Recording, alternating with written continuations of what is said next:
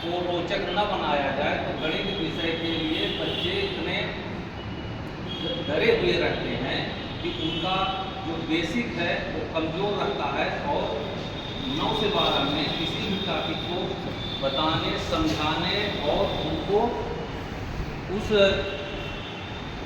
जो टॉपिक का उद्देश्य है वहाँ तक पहुँचाने में, जो लर्निंग आउटकम्स है वहाँ तक बैठिए ना, परेशानी होती है। वो उधर के माध्यम से मैं अपने बीज गणित की एक टॉपिक लेना चाहता हूँ। दो चर वाले रैखिक समीकरणों का हम हल कैसे करते हैं। तो बच्चों को चर और अचर की मूलभूत अवधारणा से पहले परिचित कराएंगे।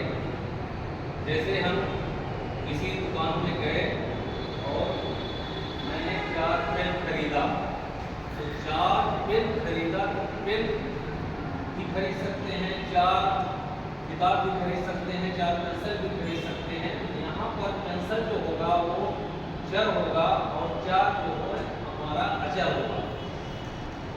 तो चर अचर की अवधारणा उनके मन में समझ में आ जाती है। फिर 2 चर वाले रैखिक समीकरण में तो चर 2 होना चाहिए।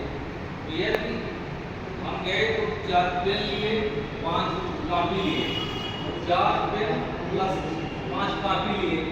अब 4 पेन और 5 कॉपी लिए तो इसमें चर कौन हो गया? पेन और कॉपी चर हो गया, 4 और 5 अचर हो गया। अब इनको जोड़ के हम टोटल उसको 200 रुपये दे दिए। 4 पेन प्लस 5 कॉपी बराबर 200 रुपये कॉम्पेट किए। अब यदि हम ये पता करें कि हमने इस समीकरण बन गया, क्योंकि बराबर का समीकरण हुआ। अभी समीकरण से हम छात्रों से पूछते हैं कि इसमें पेन की कीमत कितनी थी और किताब की कीमत कितनी थी। वो छात्र यहाँ पर एक समीकरण से नहीं बता पाए। 4 पेन और 5 कॉपी की टोटल 200 रुपये में अलग अलग कीमत कितनी होगी नहीं बता पाए। इसके लिए हमें एक और समीकरण बताना पड़ेगा, एक समीकरण और जोड़ना पड़ेगा कि 7 पेन और 2 कॉपी की कीमत 50 रुपये हुई। तो इन दोनों समीकरणों की सहायता से हमें 2 रैखिक समीकरण प्राप्त हो गए। इन रैखिक समीकरणों से हमें एक पेन और 1 कॉपी की कीमत प्राप्त करनी होगी।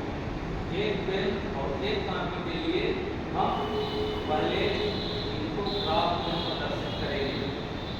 पहला समीकरण का जो ग्राफ बनेगा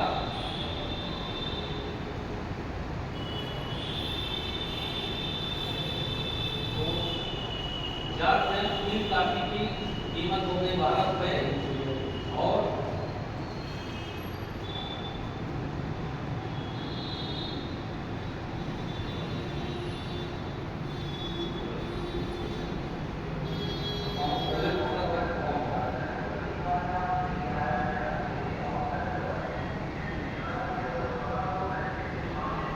2 समीकरण है। अब इनकी सहायता से यदि हम ग्राफ बनाते हैं तो जो पहला समीकरण मिला 4 3 + 3